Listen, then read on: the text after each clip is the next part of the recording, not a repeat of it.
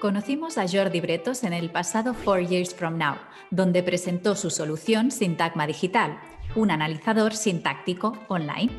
Su pasión por el sector educativo y sus ganas de innovar nos dejaron con ganas de conocer más sobre este emprendedor y saber todo lo que puede aportar a la enseñanza, y por lo tanto le invitamos al podcast. Jordi nos ha hablado de la importancia de las soft skills, de la necesidad de involucrar todos los agentes educativos en la transformación digital y se ha lanzado a defender la introducción de los móviles en el aula. Bienvenidos al podcast de ClassLab, donde hablamos de educación y transformación digital con nuestros invitados, siempre con la vista puesta en el futuro. Podéis vernos en YouTube y escucharnos en Spotify, iVoox y otras plataformas de podcast. ¡Empezamos! Recuerda que en ClassLife somos expertos en gestión educativa y que con nuestra plataforma Todo en Uno, tu centro llegará más lejos, más rápido. Visita nuestra web para descubrir cómo ClassLife puede transformar tu día a día. Ya estamos aquí con Jordi Bretos, que es un emprendedor especializado en proyectos educativos. Hola Jordi, ¿cómo estás? Hola, ¿qué tal? Un placer tenerte aquí con nosotros. Y como decíamos, has trabajado principalmente en productos educativos. Uno de ellos fue Tiniclon, no sé si lo digo bien, que es un juego para móviles de innovación en educación. ¿De dónde sale este interés por la enseñanza? Yo creo que el interés por la enseñanza es algo que o se tiene desde pequeño o no se tiene. Sobre todo yo, en mi caso, a mí lo que más me influyó es que yo como alumno siempre he sido un alumno pésimo, siempre. Entonces, al final, uno tiene una serie de skills que ve que en la educación no se promueven, como pueden ser la capacidad de comunicación o la empatía, la sociabilización, y resulta que se ve que hay veces que aquí está pasando algo, ¿no? Entonces, ese afán por el querer, por eso te digo que la educación, el querer trabajar en educación no se tiene o no se tiene, porque está muy relacionado con querer cambiar el mundo, con tener empatía, con querer mejorar lo que ves, ¿no? Y luego, además, si se une con el hecho de vivir en primera persona lo que crees que se puede mejorar de la educación, pues 1 más 1, ahí es como empezó todo, ¿no? Uh-huh. Te conocimos en el 4 Years From Now presentando tu última creación, así que vamos a hablar también un poquito de ella. ¿Cuándo y por qué decides crear Sintagma Digital? Sintagma Digital realmente es un proyecto, yo he estado muchos años en editoriales y es un proyecto del cual yo ya era consciente que había una necesidad. Veía que tanto las editoriales como desde las startups educativas se estaba creando un boom de soluciones para materias STEAM. Y yo siempre pienso, me pongo del lado de los olvidados. Y decía, ostras, me parece perfecto. Y de hecho, nosotros somos una empresa digital. Está claro que hay una falta de programadores, pero todos esos programadores van a desarrollar productos maravillosos que si no tienen equipos de marketing, personas que sepan comunicar, no van a poder vender. Entonces, si nos los olvidamos de las materias de humanidades, si nos olvidamos de saber comunicar, si nos olvidamos de saber conocer la historia, conocer cómo funcionan los canales de comunicación, resulta que nos encontraremos con cientos, miles, millones de productos educativos o de cualquier tipo y nadie podrá venderlos. Entonces, partiendo de esa premisa, dijimos, bueno, pues vamos a ofrecer una solución a aquellos olvidados, ¿no?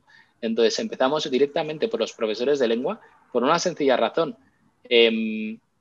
Es la materia, junto con matemáticas, que más horas lectivas tiene. Y si tú buscas soluciones digitales para lengua, no hay nada. ¿Por qué? ¿Qué ofrece? Es una plataforma que permite a los profesores de lengua crear su propio contenido relacionado con la sintaxis, con la gramática, crear su propio contenido y enviárselo a los alumnos y así evaluar estas actividades, ¿no? A través de la propia plataforma. Entonces, al final, ¿dónde está la diferencia? En el tipo de interacción que se hace con el contenido. Por ejemplo, en el caso de las matemáticas, es muy fácil decir, vale, pues creo una serie de funciones y que el alumno tenga que resolverlas y tal. En el caso de la lengua, no tenía nada. Entonces, pues ahora pueden crear una oración y análisis sintáctico, que se da de forma obligatoria durante 6 años. Ahora tienes un espacio donde el profesor puede seleccionar sujeto, predicado, bla, bla, bla, y entonces así evaluar a su alumno de forma digital y que ya la nota está en su cuaderno, que ya esté todo en un entorno digital. Entonces, podemos decir que es una app que es tanto para profesores como para alumnos, porque los dos la utilizan. ¿Quién crees que lleva mejor esto de utilizar herramientas digitales en el aula? Yo supongo que aquí hay una clara mayoría de respuestas que dirán que los alumnos. Al final, muchas veces nosotros mismos lo que decimos es que cuando nos preguntan, oye, ¿qué competencia tenéis? Pues nuestra competencia es el papel, es el cambiar la mentalidad del profesor y decirle, oye, que ahora mismo la tecnología también va a ser una aliada. También tienes una solución pensada para ti, exactamente para ti y para tu contenido. Entonces, el profesor tiene que cambiar esa mentalidad. Es como que no hay excusa ya, ¿no? Claro, justo. En cambio, el alumno, nos guste o no, sea subjetivamente sea mejor o peor, o me da igual. Lo que está claro es que de forma objetiva está claro que el alumno ha nacido con una tablet, con un móvil bajo el brazo. Entonces, yo no entro a juzgar si ese tipo de sociedad es mejor o peor, porque tampoco me compete. Lo que sí que entro a juzgar es que si esa es la realidad, ¿por qué no estamos ofreciendo un contenido adaptado a su realidad que consiga hacer que se sientan más atraídos por la enseñanza? Y entonces a eso es a lo que estamos. Nosotros tenemos profesores que esta frase nos la han dicho más de una vez, y además es que me encanta porque que nos lo han dicho en Instagram, o tenemos que nos lo han dicho por email, que nos dicen, es la primera vez el análisis sintáctico, que yo, por cierto, hay veces que me preguntan, a mí el análisis sintáctico me da fatal. Yo no he creado esto porque sea un lingüista, al revés, me he rodeado de los mejores lingüistas para crear este producto, ¿no? Pero realmente yo lo que sé es crear producto educativo, ¿no? Y al final, cuando te viene un profesor y te dice, es la primera vez que los alumnos me piden hacer más ejercicios de análisis sintáctico, que yo insisto, para mí era un horror, dices, ostras, algo bien estamos haciendo. Si algo que para muchos alumnos, como por ejemplo en mi caso, era algo que no nos gustaba y estamos consiguiendo una plataforma que permita que sea más entretenido por el tipo de interacción, es que de verdad estamos logrando que la educación sea más emocional. Al ser más emocional va a ser más duradera. Y no solo eso, hay una cosa que también tenemos que tener en cuenta. Rompemos los límites de la educación. Nosotros, cuando éramos pequeños, acababa el cole a las 5 de la tarde y ya no tenías clase hasta las 9 de la mañana, al día siguiente. Si tú hacías los deberes en casa, que por lo general los hacías, no sabías si tu ejercicio estaba bien o mal. Entonces, tú imagínate, tenías una asignatura el lunes, hacías los ejercicios el lunes por la tarde y hasta el miércoles no volvías a dar la materia. Yo, sinceramente, el miércoles yo no sé cuánto el alumno se acuerda de lo que hizo el lunes por la tarde en su casa mientras está comiendo un chocolate y está viendo la televisión. Entonces, conseguimos romper los límites. Ahora mismo el alumno puede saber en el momento si lo que está haciendo está bien o está mal hecho. Es una maravilla, porque el alumno incluso a las 12 de la noche puede estar haciendo ejercicios de lengua y en el momento poder comprobar si lo que hace es bueno, o sea, está bien, perdona, o está mal. Es decir, se está evaluando. Y eso antes era impensable. Decís que la misión de Sintagma Digital es cambiar el mundo de la educación, o al menos esto hemos leído. ¿Por qué crees que hay que cambiarlo y cómo? Más que cambiar, hablamos de reinventar. ¿Vale? Y la reinvención precisamente va justo totalmente en la línea con la última frase que os decía, que hay que superar los límites. No puede ser que en pleno siglo XXI utilicemos WhatsApp para estar conectados a las 24 horas del día y, sin embargo, no nos estemos educando las 24 horas del día. Seguimos en un mundo hiperconectado para estar en WhatsApp, vivimos en un mundo hiperconectado para poder aprender las 24 horas del día. Luego tenemos que conseguir que la evaluación no solo sea las horas lectivas, la evaluación también puede ser las 24 horas del día. Y eso es una maravilla. Podemos conseguir que, igual que hay ya algunos cursos de posgrado o algunas especializaciones que estudias a distancia, podemos conseguir que si el alumno no puede ir a clase por la razón que sea y se tenga que quedar en casa, pueda aprender exactamente igual y pueda evaluar sus ejercicios exactamente igual que si estuviese en clase. Por eso hablamos de reinvención. No se trata de cambiar lo que no funciona o lo que funciona. Se trata de mejorar, se trata de tener una educación híbrida que mezcla tanto la presencialidad como el papel, que es súper importante, ¿no? El poder dibujar los ejercicios, el poder tener una imagen pictórica de tu problema, pero mezclar eso con la potencia, con el alcance que nos da el producto digital.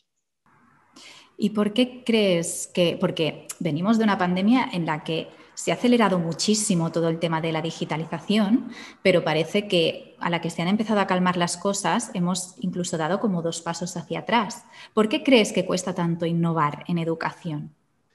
Mira, no es un problema, ¿no? Pero hay algo que es un hecho y es que en la educación, en la educación tanto primaria como secundaria como bachillerato, hay una serie de burocracia, hay una serie de elementos detrás. Pues, por ejemplo, en secundaria, en bachillerato, hay una cantidad de papeleo que el profesor tiene que rellenar acerca de las notas que le obliga por mucho que quiera innovar, le obliga a dedicarle una cantidad de tiempo brutal. Eso nos lo dicen mucho, ¿eh? Se quejan mucho de esto. Si te das cuenta, la mayoría de metodologías educativas y la mayoría, por ejemplo, de productos educativos digitales son productos o metodologías que nacen en infantil, o si acaso primaria, y luego ya van subiendo, ¿no? De etapas, ya pues pasan a secundaria o incluso algunas, si pueden, a bachillerato. Pero en bachillerato están súper limitados por falta de tiempo, porque tienen ratios de alumnos muy altas que no les permite personalizar la educación, que no les permite dedicarle a las clases a hacer dinámicas interesantes, sino que tienen que ser a matacaballo porque hay que prepararse para el examen de la BAU, ¿no? Entonces, al ser una educación tan resultadista, pues eso es lo que les imposibilita a que por mucho que evidentemente durante la pandemia se digitalizase y se hiciese otro tipo de evaluación, una vez hemos vuelto, tenemos que volver a lo clásico porque no nos permiten hacerlo de otra manera. Hay quien habla de trabas administrativas directamente, ¿no? Que son las que impiden esta innovación. También has dicho que la tecnología mejora o debería mejorar a las personas. ¿A qué te refieres con esto?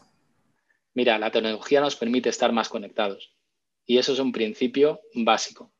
La tecnología, cuando tiene un fin adecuado y cuando tiene un modelo de negocio que no sea abusivo o que no sea de intentar atraparte para que estés más tiempo y generar publicidad, lo que sea, la tecnología, en ese caso, mejora a las personas porque te permite llegar más lejos, te permite investigar más. Hay una cosa que nosotros siempre hemos defendido, que es la incorporación, ojo a lo que vamos a decir, de los móviles en las aulas, en secundaria y en bachillerato. Eso es interesante, ¿eh? Interesante y controvertido. Controvertido, totalmente, totalmente. Porque luego el alumno, cuando llegue a su puesto de trabajo, con suerte, obtenga un puesto de trabajo, una determinada universidad, en algunos casos le van a dar un móvil como herramienta de trabajo. Si a nosotros, ese alumno, solo le hemos explicado que el móvil es una herramienta para jugar, nos hemos equivocado. Si no le hemos enseñado que esa herramienta puede ayudarle a descubrir, puede ayudarle a hacer cálculos más rápido, puede ayudarle a tener la agenda más conectada, si no le enseñamos todo eso, estamos perdiendo una potencial herramienta que nos permite ser mejores trabajadores, que nos permite ser mejores familiares, porque estamos más conectados de nuestra familia. Entonces, evidentemente, en el móvil hay que hacer un uso responsable, pero un uso responsable no significa prohibir el móvil, porque entonces estás generando ansiedad.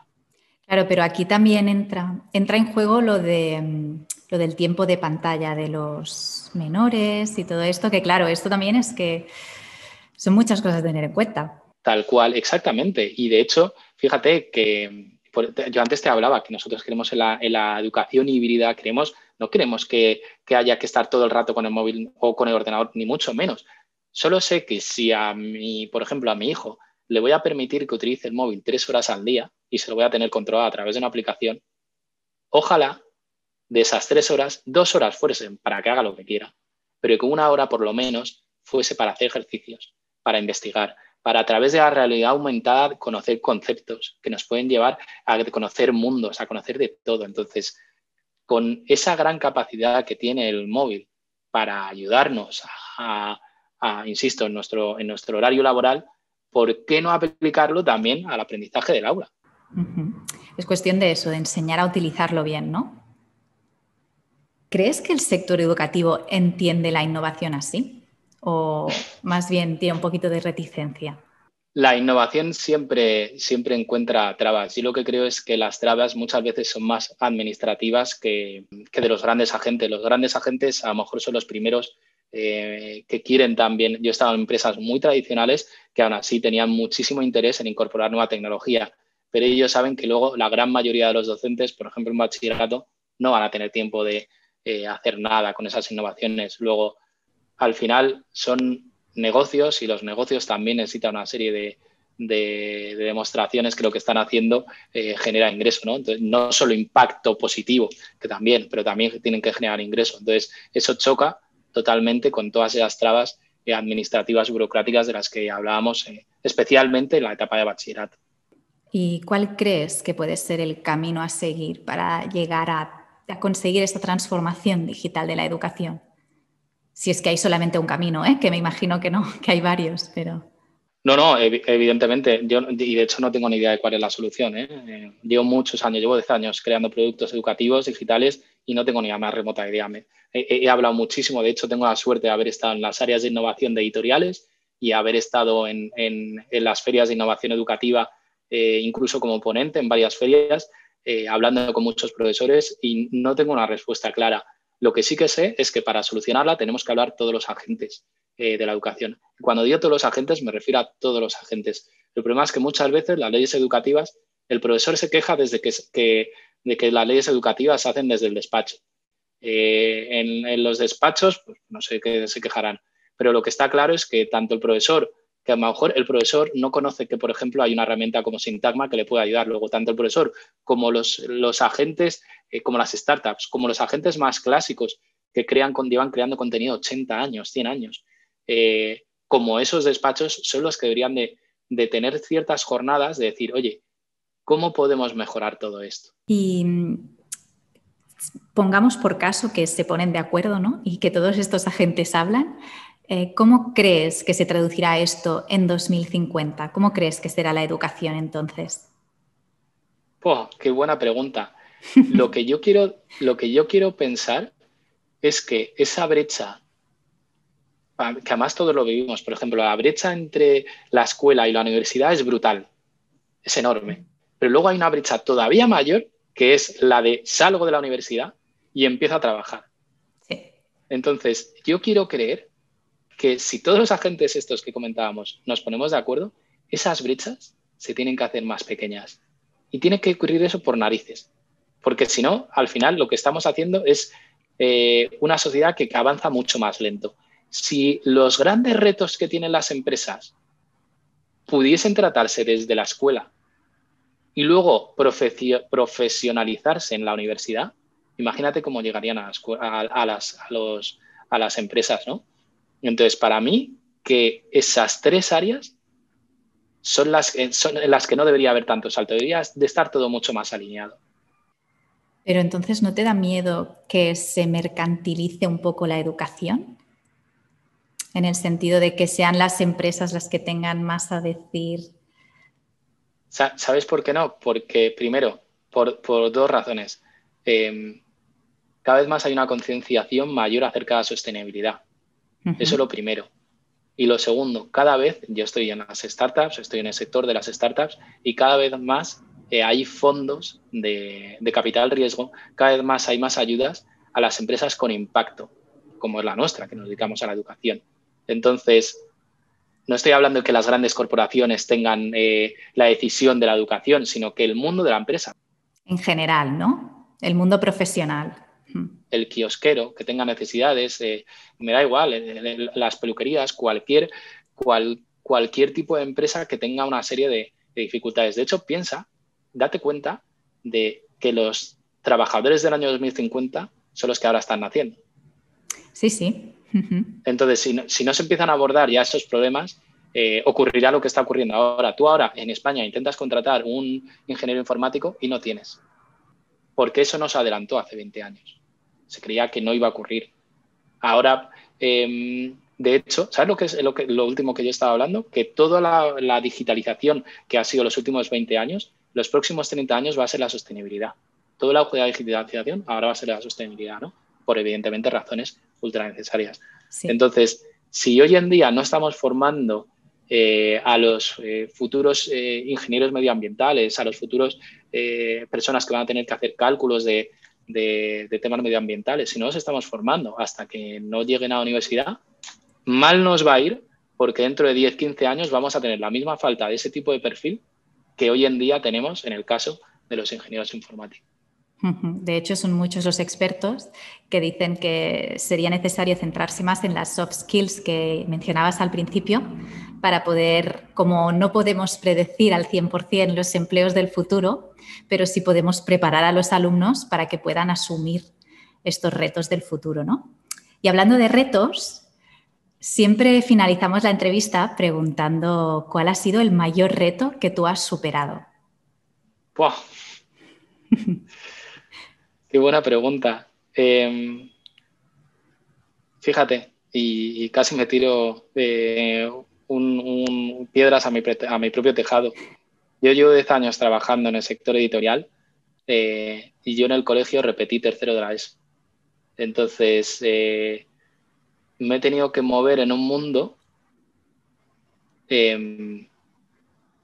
perdona, es que voy a ir más allá. Hoy en día doy charlas a profesores de cómo utilizar las tecnologías para generar ambientes de trabajo que sean más motivacionales, ¿no? Insisto, no que sean mejores o peores, sino más motivacionales. Y eso, hay veces que uno piensa y dice, ostras, es que el que está formando a profesores es alguien que en la escuela se le dio fatal, repitió curso, la universidad se le dio fatal.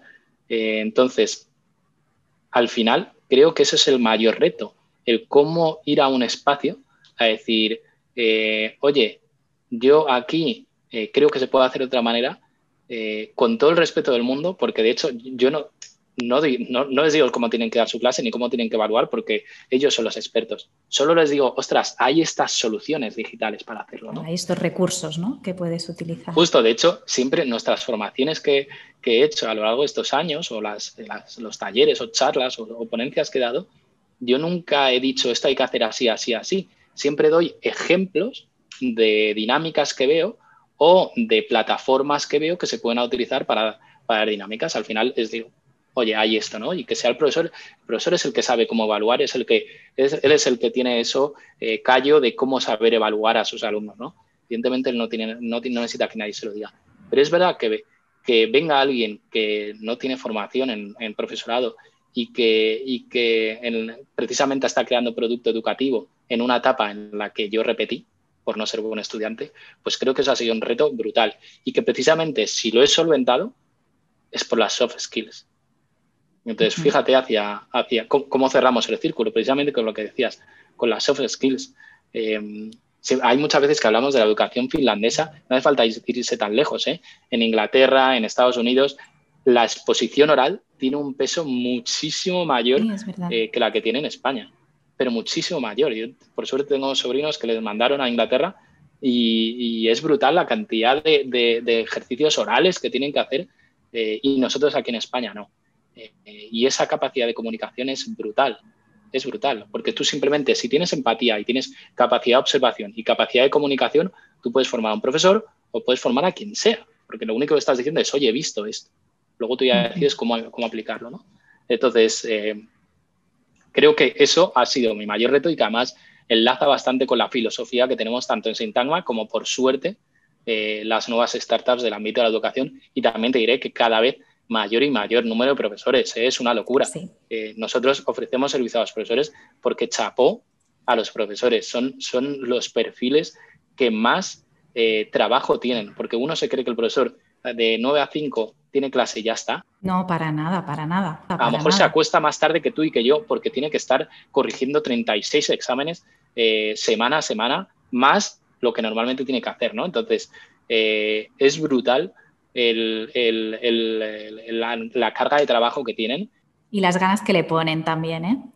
Claro, yo al final les veo como los delanteros. A mí me gusta mucho el fútbol, como los delanteros de un equipo de fútbol. Ellos son la cara visible, son los que están ahí.